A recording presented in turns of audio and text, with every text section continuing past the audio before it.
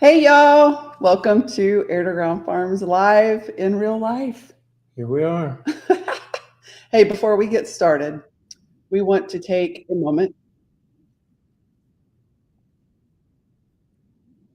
and recognize that today is Memorial Day and honor those who have given everything.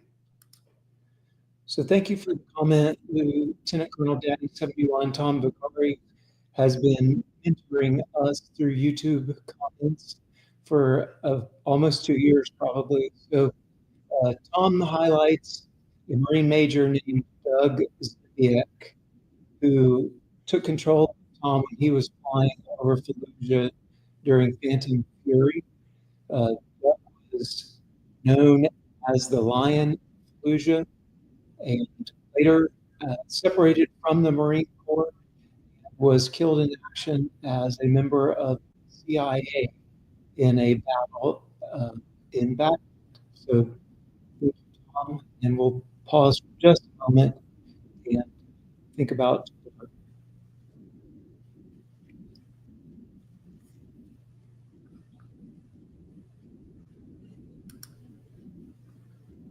All right, thank you. Thank you. All right, so welcome to Live with Rich and Shelley at Air2Ground Farms, y'all. This is kind of crazy. So we wanted to take the time to talk about what's going on the farm. Just give you some updates on what we got going. So well, first of all, we got going a lot of rain. Oh my gosh. Oh, rain, rain, and more rain. It has rained how many inches in the past 5 days? So I think we're on our third, we just completed our third 100-year flood event in the past year. You can't have 300-year flood events in 1 year. We did, actually. And it's currently raining. It feels like it's about 20 or so degrees less than our normal temperature. Yeah, it was like 57 degrees earlier. It feels like winter. My friend texted me. She was like, "It smells like winter outside," and it's very tragic when we're just wanting things to warm up and grow. Yeah, well, things are growing. Yeah, the grass is growing. Which is great. And this weather is something else. We wanted to start the farm update talking a bit about our beef cows. Remove this. So our beef cows are out on pasture and grazing now. We made our way through the pastures, all of them, real quick, and stimulated the growth for our spring growth. And now we're on a 30-day rotation. We're taking the cows through the pastures, and they won't revisit for another 30 days. This is a heifer that we refer to as Kim Kim because she was born on Shelley's mom's birthday. Sketchy audio. Sketchy audio. Oh boy. Hang on, we're live, so we're gonna fix it. Let's try something else.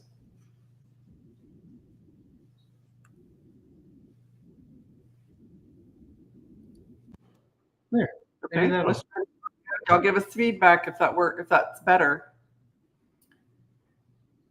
Hopefully it's sounding better. So this is Kim Kim's calf, and she had the calf fine, and then things just weren't going quite right. She let it nurse a little bit, and then the calf started not doing too well and kept hollering for its mom. She would let it come over to it, but wouldn't really let it eat.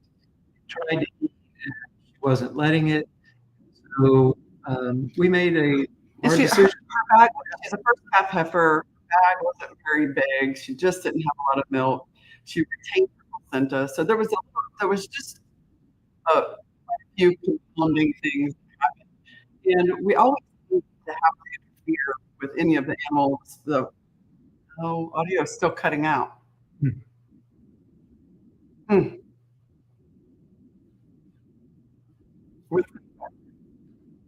Audio is choppy. Gracious. Okay. Well, Give us a sec. Yep. Stand by.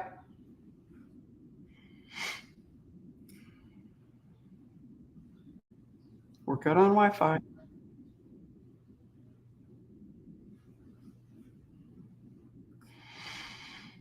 Audio is choppy with feedback. Okay. Sound is coming and going, garbled.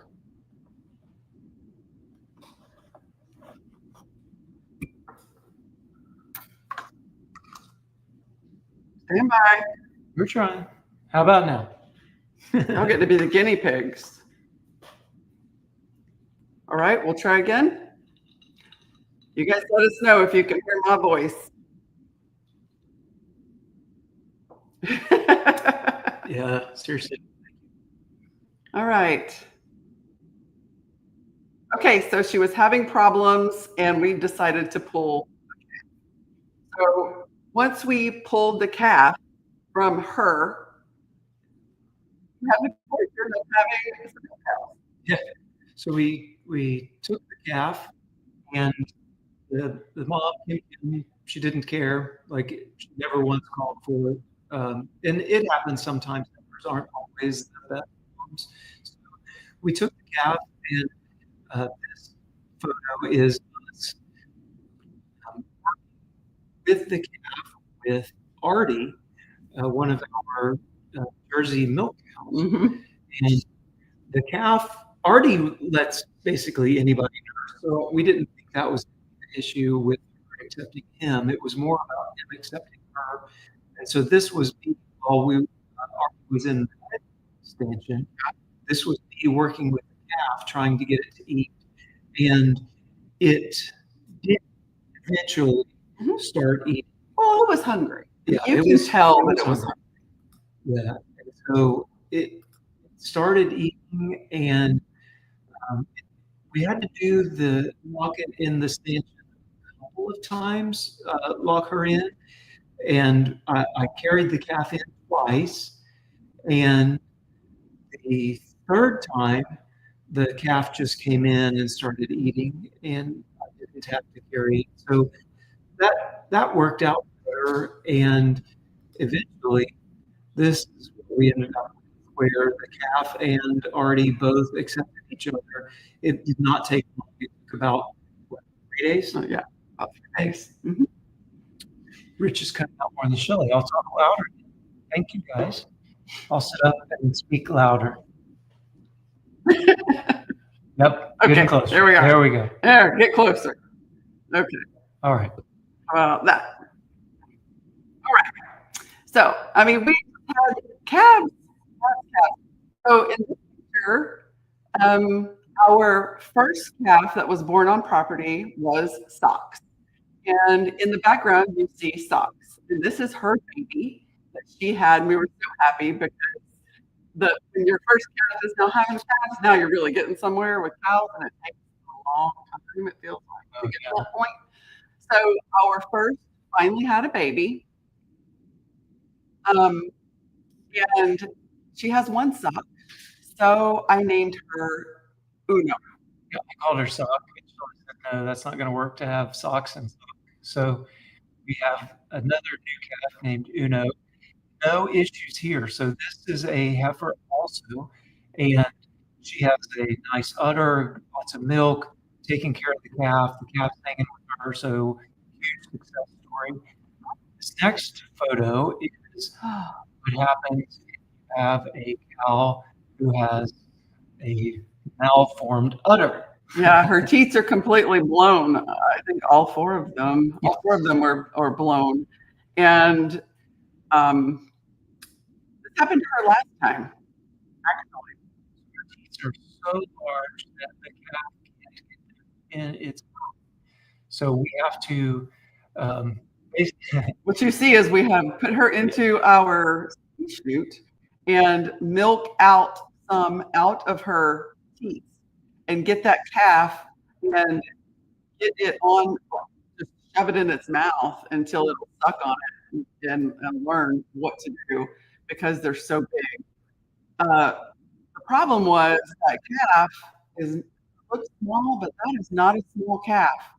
That thing weighed probably 75 pounds, Yeah, maybe. at least 50 pounds. And he had to carry it I ended up from carrying like it probably across the 100 pasture. Yeah. yards.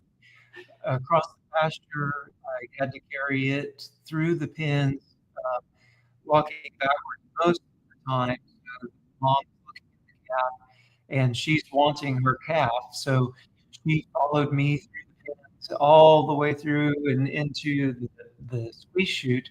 And once we got her in the squeeze chute, our chute opened at the bottom, and we were able to milk her out enough that her teeth got soft enough that the calf was finally able to get it in its mouth, and it was hungry. It ate and ate and ate and ate. Oh, Yeah, I don't know how the teat gets blown. When we bought her, she had she was a first calf heifer when we got her, and she had lost her first calf. And I don't know if maybe they got blown then when she lost her first calf. But may have been gorged, yeah, maybe. it just she's been that way the entire time we had her. Yeah, the first calf she had, it did that, and but we didn't intervene. And that calf, well, Yeah, yeah, it's fine. It was fine. her It was first Kim calf, Kim yeah, actually. her first calf was Kim Kim, and she did fine. The next one did not. He was not able to nurse, and then this one was the same way. It was not able to nurse. I knew she had had it because I heard a calf bellowing, and then looked over, and it was bumping her, trying to get it into her mouth. She couldn't. Our ratio of male to female so far, we've had mostly females. The one that we moved away from the mom and gave to the dairy cow was a male. Everybody else has been a female so far.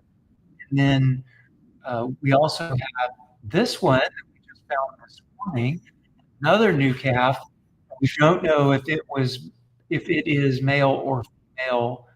We're not sure. We haven't been able to get close enough to it yet. Its mom, when we moved the herd, It's starting to look like we have Herefords, but yeah, we don't. no, We have one. no, yeah, our red Devon line has some white mixed in with it, and for whatever reason this year we've got a couple of calves now that are red and white. Yeah, they're cute. They're Yeah, so cute. so the calves are happening Yeah, they this are. year. So far, we've got 5 that are born. 2 of those were to dairy cows. Yeah, 2 to the dairy cows. We do There's four out there. so As of this 6. morning, there's four out there. That's right. There's 6. And that's just this spring Yeah, because right. we've had some earlier in the year. This right here in this little chunk that we've had this spring session, we've got four out there, right? The beef guys, recent, and then two up here. And we do what they call beef on dairy. We use our beef to breed our dairy cows. Still be cute because Probably. Barry out there, he's a beef. So He's there's the two. one the first. Yeah, but there's two red ones. We should count. We should get a head count, as they call it. There's two red ones. Yeah. There's a black. There's number 7 headers this morning and Barry up here. So that's 5 beefers. Oh yeah. What are we talking? 5 beef calves and 2 beef on dairy calves. Yeah. Okay. Oh, we haven't even got to the chicken yet, y'all. And of that, we know that there are 3 males, 2 females, and a we don't know. And right now, our herd is at the size where we don't really need to grow any. So we're probably, even our heifers will probably end up being beef, is my guess. I got one more thing we could try with the audio, and you guys can tell us if it's better. I will turn off the cancellation. How does that? Let's try that. And Maybe that should take out all of the blank computer blank spots. computer aids that are happening with the audio. This is such a learning curve. Computer aids don't always aid, do they? No, they don't. Sometimes mess things up. Okay, Yeah. moving along. Oh man, what Pigs. else is happening? Pigs. Better, yay! Yay! So it's better with the computer not helping. Thank you guys for your patience. Okay, this is a picture of what 40 piglets in a pen looks like. We've been trying to train our piglets. As you know, I'll be back. Go ahead. We live here and we have dogs. The kids laugh that the inside portion is a zoo. Dixie is our inside dog. She's a Cavachon little lap dog, and she was wanting to get out. So here in just a second, she's going to scratch on the door and want to get back in. Yep, nope, I left the door open. Oh, there we go. So she could come in when she's ready. All right, so we've been training the piglets to get them into a pen where we can shut the gate and do the things that we need to do to the piglets. So this is after a couple of weeks of training. This is some GMO-free food. You can see the corn on the ground, and we've been feeding them in this area to get them to come in so that we can shut the gate and work the piglets. Because last week, actually just a couple of days ago, Yeah. was the marathon castration session with the piglets. And because we raised them all in the forest, can you just make it us just for a second? I sure can. Okay. Thanks, Mom. Way better. Yeah, that's good. Okay. Anyway, so we had a big castration session, and we grow everything in the forest, and it's very difficult to catch all those piglets because they're not in confinement in order to be able to castrate the boys at the appropriate time.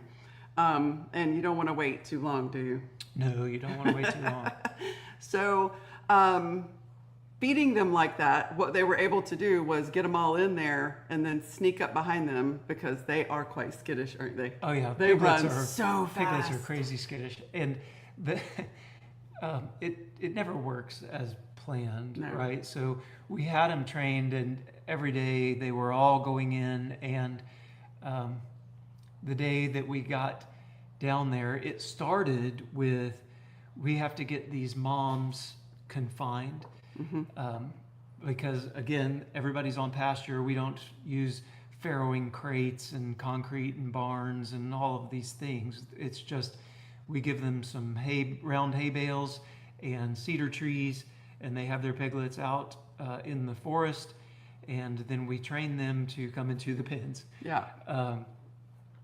So the first step was get the moms separated from the piglets, and we did some things last time we had piglets, and I ended up getting chased by 450 pound sows while I'm running with piglets, and that's not fun. Or safe. Because we don't like getting hurt when we're farming. Right. We learned that. No, we know what happens there. Yeah. So the first step was we backed the livestock trailer down, and it took about, 10 minutes or so, but we were able to get all 5 sows onto the livestock trailer and shut them in so that they were, seriously confined. They can't get out. Yeah. So that was step 1. Step 2 was then get the piglets. Coerce the piglets without the moms there. Yeah. Yeah. And that was, they feel way more comfortable with moms there, but we were able to get a majority of them in. All but 9. When we shut the gate, some ran out, and we got all but 9 into the pen. Yep. And we were very happy with that and commenced the work. And The men did the work. I didn't play any part in much of this except for ideas about how to stay safe. yeah, I didn't really do a lot. yeah. It turned out the gentleman Rick Norton, who has been mentoring us in the pig area, got us it's a castration device. I didn't get a picture of it, but it hangs the piglets upside down, and until they're maybe 20 pounds, that it works. Maybe 25 pounds, it works really well actually. And one person, you can use your legs to sort of mash against the piglet, and you can do the castration basically by yourself. We had my dad, Papa, and Huck was helping out, and we were able to get through all of them. About half of them we were able to use the castration device, and the other half we had to just hold down. And I don't know I think there were about we didn't count 40. We didn't count while we were doing the work, but there are about 40 of them that were out there, and two of those we left intact. We were going to sell them as boars. People who are wanting, we have pure registered Berkshire pigs, and we had a couple of folks that want boars for breeding. So we kept two of them as boars, and they're going to be sold as such, non-registered breeder Berkshires. Yeah, none of them we haven't registered any of them because we make food. We're not really selling show pigs. Yeah. Right? Right. 10 of them are going to go to a local guy here. Yeah. He's going to raise them and then for us, essentially. Yeah, we've worked out a deal with him where he's going to buy live piglets from us, and then he will raise pigs on his farm, and 2 of those he's going to keep, and 8 of those we're going to buy back from him as basically whole hogs ready for butcher. And For the meat store. For the meat store. Yeah. And that's a way for us to increase the amount of pork that we have available without having to raise it all here on our farm. And then we'll raise the remainder. Well, no.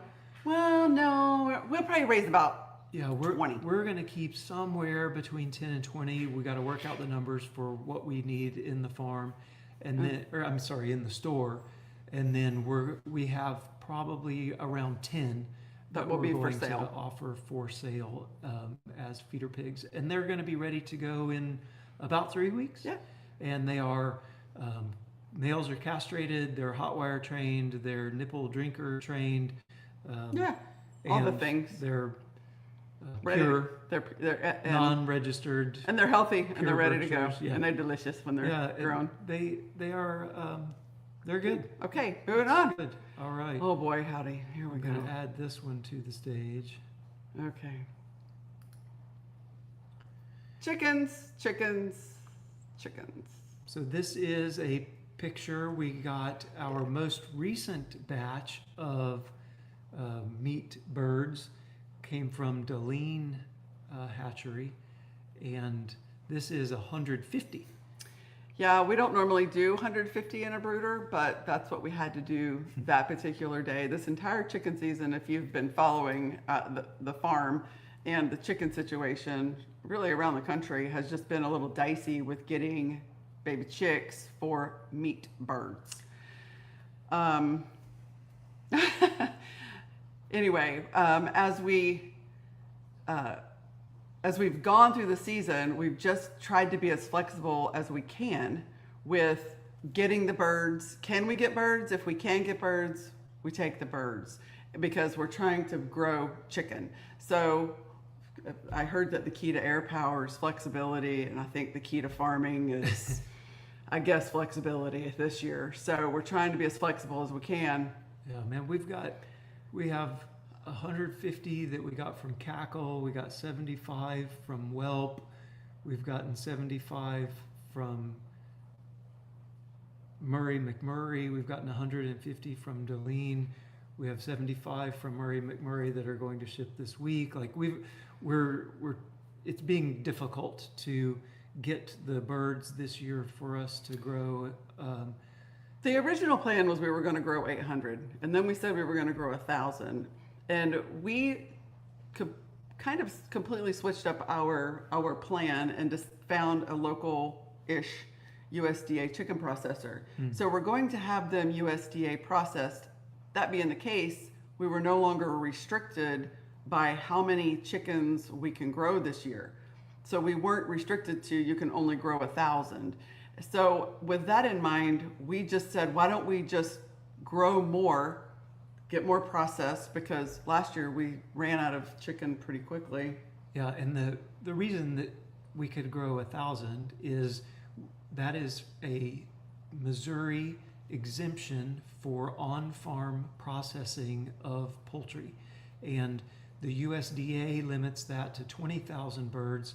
Missouri further limits that down to 10,000 birds, and we have an exemption to process. Sorry, 1,000 birds. We have an exemption to process 1,000 birds on farm, and we processed 550 last year. We decided to take them to be USDA processed so that we can ship them outside of the state of Missouri. So along with our beef, pork, and lamb, now this year we will be able to ship our chicken.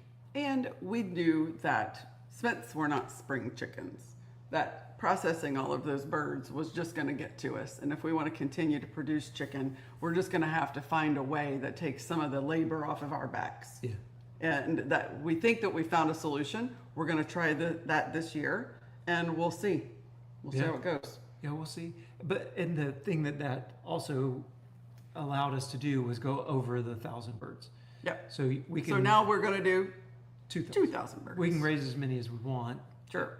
And have them USDA inspected. It's not a limit of how many birds you can have on farm. It's how many birds you can process on farm. Yeah. So we're taking it to 2,000, having them USDA inspected. And the way we're doing that is we're taking 150 birds every 2 weeks to the USDA processor. So we'll take birds, it's about 2.5 hours away, we'll drop them off. And then the next week, the next time, 2 weeks later, we will take 150 birds and then pick up the 150 birds that are now ready. So with all of this, more birds, more birds, more birds, well, guess what? We didn't actually have the space for these birds. So it was kind of an emergency situation a couple of times of, oh, we need more chicken tractors.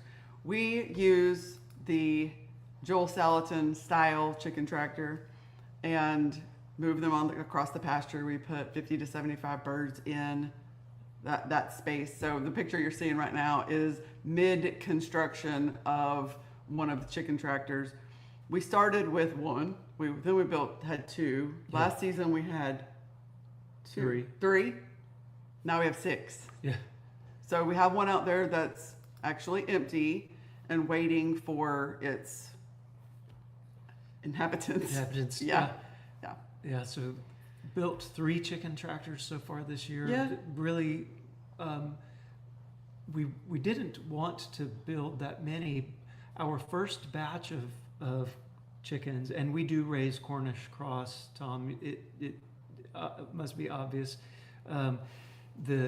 The first batch just didn't grow as well as we expected them to. Mm-hmm. So even at 8 weeks on a Cornish cross, they were not ready to be processed. It would have been a waste of our money to pay to have them processed and a waste of our time to process them on farm. Yeah. So we canceled their processing appointment, which rolled them 2 weeks and has sort of rolled everything 2 weeks. We'll figure out how we're going to piece that all together once we see how the birds are growing. Yeah. But these guys just didn't grow fast enough. So we just had to build some additional tractors. If you watched, we did a YouTube video on all of our chicken stuff, and I talked about how I had everything in an Excel spreadsheet. Yeah. It was all very well out, planned out. The schedule was perfect. That's all out the window right now, and we're just I don't know, from in a fighter squadron, the schedule is built out the week prior, and it looks all beautiful. And you show up on Monday, and it's a weather day, and the scheduling board just sort of explodes. Yeah. I feel like that's what happened to us when the first chickens did not arrive. Yeah, the first chickens didn't arrive. It blew up the scheduling board, and then the next thing you know, the first batch wasn't ready to go to the processor, and then I don't know, everything's just all up in the air at this point. We're gonna have chicken, Yeah. we're gonna make chicken. Yeah. And they're gonna process them. Plan so. Z, exactly. For sure. Man. Always. Yeah, I don't even know anymore. We're just growing chicken. But they are growing now. They look fantastic. The ones that are out there that are Yeah, I like don't know. first It up. was I don't like they were know. delayed or something. They were. I don't. Every hatchery and whatever. I don't know. I don't even know. We're just gonna grow chicken. We talked to the Hunter Deline is the guy that owns, operates, runs whatever Deline hatchery. He's a younger guy, not long out of high school, and talked with Hunter about some Yep. of the different I don't know, genetics, I guess, of the Cornish cross, and the strain that Cackle Hatchery uses is an older strain, and Hunter said that he does not like that strain, and one of the issues with it is a slower growing bird. So And nobody wants a slower growing Not bird. Cornish Not if cross. you're Cornish cross. That's You're why doing that for a That's reason. why you're getting the cross, the Right. Cornish, and that's what Tom mentions. Like, it's hard to beat the Cornish cross. They grow so fast, and we tried a bunch of different birds our first year doing this, like a bunch. I ordered like Mm-hmm. Just a 20, bunch. 20 different breeds, and we didn't even order Cornish cross on that one. We ordered a hybrid from Murray McMurray, Murray's Big Reds, and the Murray's Big Reds hybrid grew so much faster than all of the other They're very akin to a Freedom Ranger. dual purpose bird. Yeah, very akin to a Freedom Ranger. And so the first year for ourselves, we grew Murray's Big Reds. And then the next year we processed a few for sale, and they were Murray's Big Reds. And then They were delicious. oh yeah, They were delicious. But then we talked to Kevin and Sarah about what they grew and the reasons why they grew what they grew, and they pointed us to their video series on the Cornish cross versus the Freedom Ranger, and we went through that whole series in a weekend, and that sold us. We're like, yeah, we're gonna go with the Cornish cross, and we did last year, and man, hands down, by far, they're amazing. I was concerned that they were going to taste like grocery store chicken because of the breed. And Right. the way that we all raised them, though, raising them out there on pasture, walking around in the grass, eating grass, living outside, and not living in a confinement house, Right. that's what makes the difference, not necessarily the breed. The chicken itself being more chickeny, we say it tastes like when our grandmas would make chicken, that's how it tastes. It tastes like chicken is supposed to taste because it's not in a confinement house. Right. Eating, not sure. And it's getting fresh grass daily. Yep. And it's really walking around. Yeah, a lot of the issues that you hear about Cornish cross is they just lay there in their own poop. Mush. Well, not if you move them to fresh grass. Right. They're not laying in their own poop. They're walking around and they're eating grass, and they're being on fresh grass daily. Sure. They don't grow their feathers or whatever, and it's like, well, no, they're a young bird. They have the same amount of feathers as the rest of the birds at that age. It's just they're ready to process so quickly that they don't. So we learned a have as few many things feathers. and went with it, and we've enjoyed it, and it's worked out really well. Yeah, we do. About how many pounds do they get when processed? Last year, we were averaging probably 6 pounds dressed for our processed birds. Our biggest guys were probably 8.5 pounds. Too big. Which Shelly says too big. I think when you're cutting it up to have, over 2 pounds worth of chicken breast is an amazing thing. Well, that's true. That's true. Nobody wants a whole that size. Yeah, nobody wants a whole bird. We tried that, selling the size of a small 6.5 pound whole birds, and they didn't sell. But an 8 pound, 7 pound bird that you're parting out. Yeah, that's and those great. are nice. People big thighs, love our thighs. nice big breasts. Yeah. And so I, as far as parting the birds out, I really prefer the larger birds. you just get more for the amount of feed that you're getting in them. And then we had quite a few that were in that 4.5 pound range, and we would take those guys and leave them as wholes. And that's our plan this year.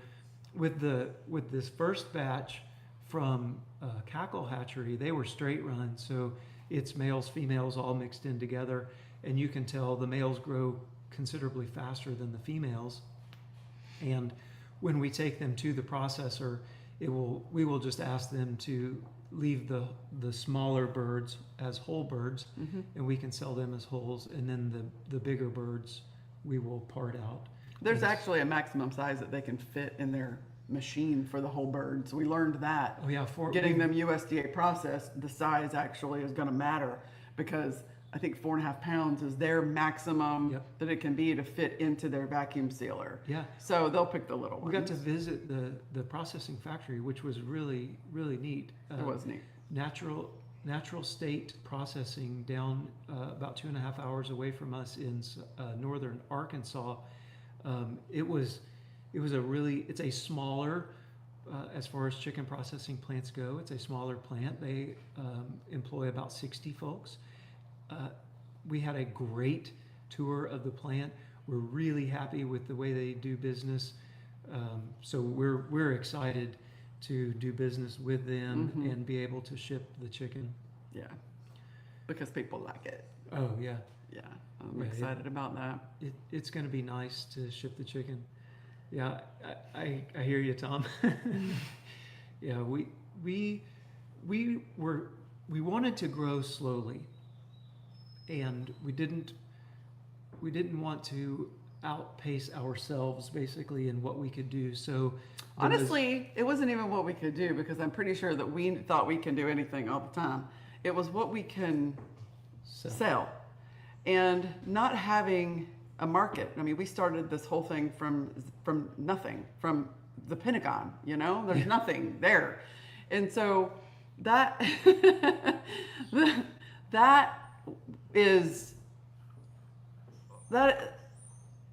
was the problem, was getting the product out into the market and creating a brand. And that took time. And so we grew 300, and then we grew 500. And this year we're kind of jumping a little bit, but we wanted to make sure we didn't outpace what we could sell, because freezers full of meat, yes, we can eat some, but we can't eat all of that. Right. And we wanted to make sure that we had a market. And that's been a learning curve for us too, is creating the sales end of business, because they didn't teach that in Powder Pilot School. No, they did not. No, they didn't. No, we're not admitting to any crimes. We didn't outpace ourselves or what we were allowed to do. It was, like Shelley said, just a slow growth on purpose. Make sure we could sell it. Make sure we could process them. Yeah. But we did. We ran out of. We processed our last birds in October last year, and by November we were out of chicken breast. By December, we were out of thighs and whole birds, and then it just went. By January, I think we were out of everything else. And we partnered with another local farm for the meat store, just to have chicken for the local people and selling some chicken that way. But as soon as we've got our chicken in there, then Air2Ground chicken is what will be in the meat store, at that point. Yeah, for sure. Yeah, I can't wait to be able to ship it to you either. It's going to be awesome. Thanks, yeah. Angels Homestead, I can't wait. The beef and lamb I've gotten so far is far better than anything I've gotten here in Oklahoma. Thank we you. Appreciate that feedback. That's really cool. Yeah. We love it, and we want to do everything we can to make the best meat products that we can. And we love the products, and so that kind of feedback is always very, very encouraging to hear. Mm-hmm. So absolutely. Thank you. Yeah. Got anything else? Oh man. Oh. Have a storefront adds to your cost really fast, Kathy Lyon. Yes, it does add to our cost. Yes and no. Yes and no. Our only outlet farmers markets, which are only part of the year and one day out of the week, and a website, but nobody knew about us. So in our little town, rent space is really not that bad. And when we saw a small place come open just off of our square, it allowed us an opportunity to generate weekly revenue, daily Yeah. revenue, even if we want to, all year round. And one of the things that we quickly learned was that farms need cash every day. Constant cash flow is very important. And like we talked about with the chickens, we really started the storefront very slowly also. We have an amazing landlord who said we can do a month to month. We moved freezers that we already had here at the farm into the store. We moved a portable bar that we had, and that's what the cash register sits on. You know, like a refrigerator that mom and dad was at their house is where we moved our eggs into first. Like, so we really started at least very, very low cost in order to see even if it was going to work. Yeah, if it was feasible at all. Yeah. Yeah. And it turned out, yeah, when the product started going out, because we were able to be there 5 days a week. Well, actually, we were only like 3 days a week Initially. And just in the afternoons. We got such great reception that we went to more of not all day, but more hours. I mean, we do farms, so like we can't be there all day, but more hours, and then went to 5 days a week. And the store actually has been a huge godsend because of just, you have to have revenue coming in. Feed, animals eat feed every day. And if you don't have revenue coming in on at least a recurring basis, Right. it quickly runs out. So the storefront has actually been very good. So Gregory Kissel, what do you find is the most effective way to get your products to the public? So far, it has been the farmers market and Showing up. and the storefront showing up. The YouTube videos, be it on the Duster Mud podcast or on the Air2Ground Farms channel, they each have their own channel now. That has gotten the word out some. And Living Traditions Homestead. Living Traditions Homestead, Very, very supportive. Some of the most supportive friends on the planet. talking about the fact that we have a storefront and can ship our meat. That has been very helpful as far as online orders go. And really a lot of the store sales are people driving by saying, I saw your sign and wanted to stop in and see what you're doing. And if we can get them to buy something that first visit, they come back because the products are good. So the challenge is probably when they come in the door, getting them to leave with something. Sometimes it's one of those feel things in sales. And if I feel something like, you're going to like this product, and I can see that you're on the fence about it, I just give them something. Like, take this home and go cook it and come back and buy some more. Come back and see me. Let me know what you think about it.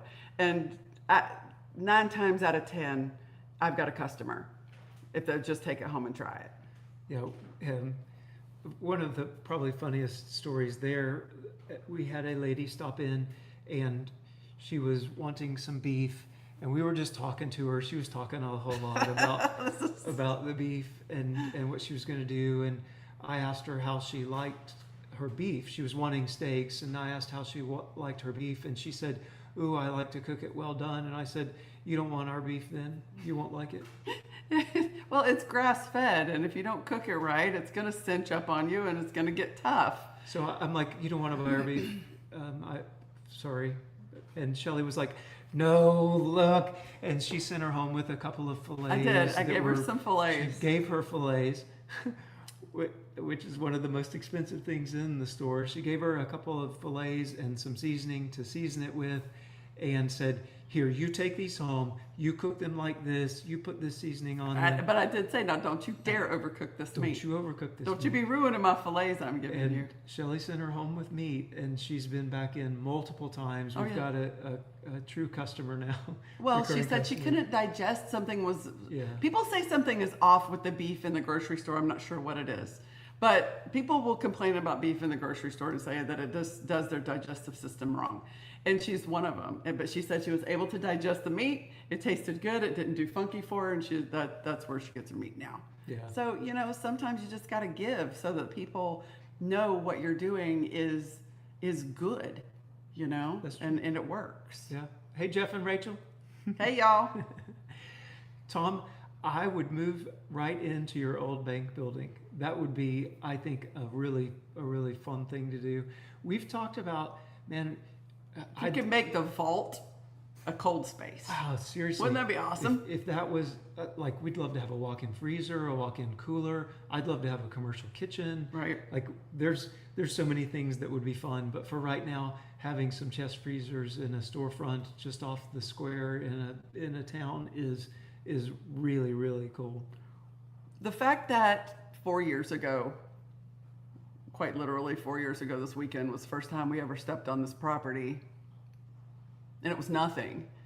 And 4 years later, we have good quality food in multiple freezers filled in a small store in our town with people coming in daily and weekly and purchasing is like it's unbelievable to me sometimes. We're not just growing a couple of chickens and selling them out of the back of our truck. Yeah. We're actually providing food Yeah. to our community. It's really cool. And it's really cool. Hey, Lisa and Stan, I had Air2Ground pork yesterday. Yummy. We'll need to restock on our next trip in June. I agree. Come see Good us. to see you. Yeah. So, Tom, I eventually want to make the old bank into an Airbnb. Oh, that would be Yes. cool too. That would be cool as well. Let us know. We'll come stay. That would be fun. Kim Markham, who, by the way, is Kim, Shelly's mom. Kim's namesake. Someone asked me why your pork is more red than pork in the store, the other white meat, ? Oh, that's a good question. It's a great question. It's heritage breed, for one.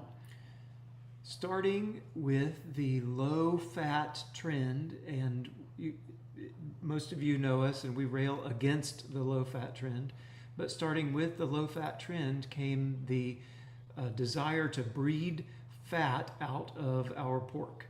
And you ended up with the other white meat because they were making these breeds that didn't have So incredibly the lean. pork. Yeah. But Or the fat. older breeds, the heritage breeds, most all of them, to my knowledge, have that darker Some are more than others. Yeah. meat in them. Ours, one of the reasons don't- that we raise Berkshire is because of the red meat. It is one of, I think, 4 breeds of pork that have intramuscular marbling like beef does. So you get an amazing flavor. You get red meat, and we love that breed. And so it's some of it is to do with the breed. Some of it is to do with how it's raised, in the forest, eating other things. It's not on concrete. So that, but the biggest thing, I think, the reason that it's more red is just the breed. Mm-hmm. Love you too, Living Traditions Homestead. Glenda King says, I've been to the store once, I'm to go again. The meat I got was excellent. Awesome, thank So you. glad to hear that. Yes, plus it's fun to come in and chat in the store with y'all, says Jeff and Rachel. You Yes. can just show those things off. Awesome. Oh, I can. You're don't used even to know. moderating for someone else. And right now you're doing it for Oh us. my gosh. But you could just put those so on just pop it up there. Right there. Show it. Boom. Look at that. I don't know how to moderate myself. I know how to moderate for Kevin and Sarah. See? Thank you. There we go. Hey, it's all a learning curve. All right. Thank you, Lisa. Yes. And Tom, what do we got? As a producer, we eat a lot of the less marketable stuff. I'm not afraid to chew my food. Yeah. We joked about that not long after we got started about how do you know that you're a farmer, and it's that you eat the leftovers basically. Well, The difference between a farmer and a homesteader, I think, the homestead, you're really focused on growing food for yourself and your family. And what we found as farmers was we were really focused on growing food for other people. And we found ourselves, if a pack broke open or something, we would eat that pack. And so okay, to the point also, if we have a beef processed for ourselves or a pork processed for ourselves, anything, we make sure that it is USDA processed because everything's always for sale. Yep. And we're going to be eating probably the bottom of the barrel, though the bottom of the barrel is so much better than anything you can buy in the grocery store. It's very hard to go wrong. Yeah, that's the truth. So Phil says, and their coffee is great. Thank you, Phil. Yeah, we have a local roaster roast coffee for us. We picked the blends that we liked and put our brand label on it, and we love the coffee as well. That's what we have in our house. Glenda says, the seasoning. We bought some of the farm dust you recommended at your store. Really good. Yeah, the farm dust, we've first found that from our processor, Zimmerman Meats, where we have our meat processed, and they quit carrying it, and we were able to buy it wholesale, offer it retail in our store for less than what you can order it for on Amazon. It was a bit of an epiphany. Yeah. Because we were like, wait a minute, we're a store. We have a store. We can buy stuff wholesale. That's cool. We don't just have to grow everything and make everything for the place, right? Yeah. We can just buy stuff and put it in there. It's great. Yeah. Kathy says, store meat is awful. I only use my own meat. If I don't have it, I don't eat it. Yeah, I agree. Yeah. I don't know when we ate store meat last, like that, but we bought store meat. It's been a very, very long time. I don't remember. It's been in the years department. Yeah. It's been a long time. Don't need to. Nope. Mm-mm. Gary Kissel, the Hampshire that we raised years ago looked darker meat than the store-bought today. Yeah, I'm sure. Absolutely. Yeah, for sure. We started with the pigs. We started with different breeds. The first ones we raised were a Hampshire Yorkshire cross, and then we had some pure Hampshire. Then we had some Hampshire Berkshire cross, and then we had some pure Berkshire, and then we had another Hampshire Yorkshire cross, because we couldn't find any more pure Berkshires at that time. And then from there, we've only done pure Berks. Once we tasted the pure Berkshire, that was it for us. That was kind of hard to go back. Actually, I think I said I wasn't going to go back. Yeah, it's just good for us. We bought from our friends some Mangalitsa pork, and as ready to process live pork. We bought some of that and had it processed and sold it in the store as well. And the Mangalitsa, it is it's a lard pig. It's a lard pig, and I don't love it as much as the Berkshire. It was a little too much. Yeah, for us.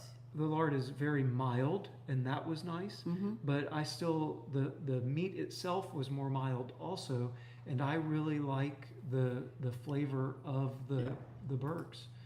So, what do we think of IPPs? We have not raised them, although our friends, who you know, Kevin and Sarah at Living Traditions Homestead, they do and have raised IPPs, and I think it was the first time we went over to their homestead, we said, oh, we didn't know you guys had Berkshires. There's Berk in them. Yeah, there's got to be. Yeah, they're so similar, and we've had their pork. Yeah, we thought the IPPs were Berkshire, and I think they don't do as much damage because their snout is a little bit shorter. So like I get it, there are differences, and once we got up close to them, we could see the differences. The pork is amazing. It's red meat. Their pork we've had, and it tastes like ours to Yeah. us. We can't really taste the difference. I think probably the biggest difference is just the amount of time that it takes to grow them out. I think it takes a couple more months. It's not Not much. extreme. It takes about 2 more months to grow them out than it does to grow out the birds. I think they're a little bit pricier on the feeders also. Oh, I think could they're a be. little bit more expensive to buy feeders, and every penny that we have to put into them, is more. And we just felt, I think they're great, honestly. The IPPs are great. Yeah, yeah. I don't.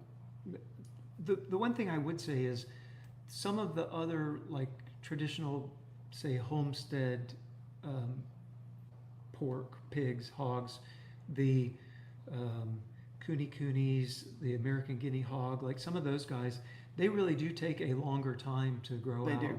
And from a business perspective, because we're running a farm, we've had those questions before also. And what we're looking for is a premium quality meat that has an amazing flavor, that is also business savvy, that makes sense from a business perspective. And we think the Berkshires provide a happy medium for us in that range. They are about 8 months old, so 6 months past weaning when we take them to the processor, and they are somewhere between 275 and 300 pounds at that point.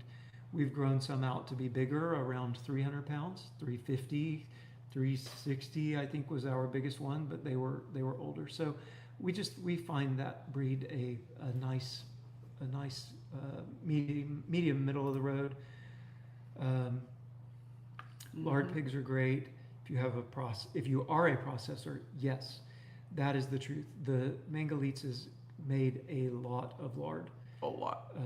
Yeah, and then Tom also mentioned that we do have an awesome cattle auction in Joplin, Missouri, and we drive past it often. We haven't done any business with the livestock markets, with the auctions, but we do know that there are some good ones around. A lot of the folks around here use the Wright County auction also, which is just off of Highway 60, and we do have some great auctions. Blessings to you as well, James. Thank you.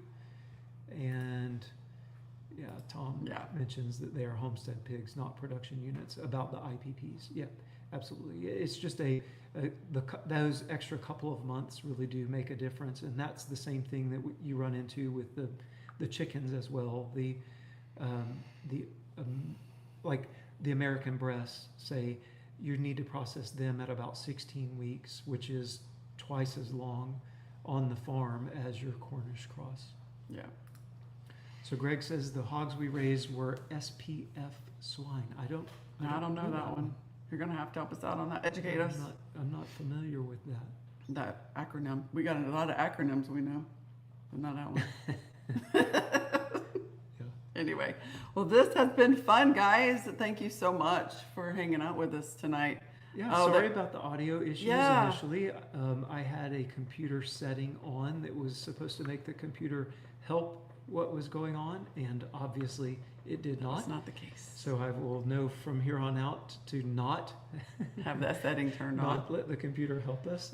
Our plan going forward is to be here on Monday nights at 6 o'clock. And if you tune in, make sure you bring your questions, and we'll do this. We'll have some chat time, answer some questions, see what you guys are doing in your neck of the woods. Yeah, and we're also going to try to do a live podcast occasionally on the Duster Mud podcast channel. So if you haven't yet, you can check out the Duster Mud podcast. It has its own YouTube channel, and we're going to try to pick another evening of the week and do a live on the Duster Mud podcast channel also. So thank you. Thanks, everybody. God bless you all as well. And thanks for hanging out with us. And until next time, bye, y'all. Bye, y'all.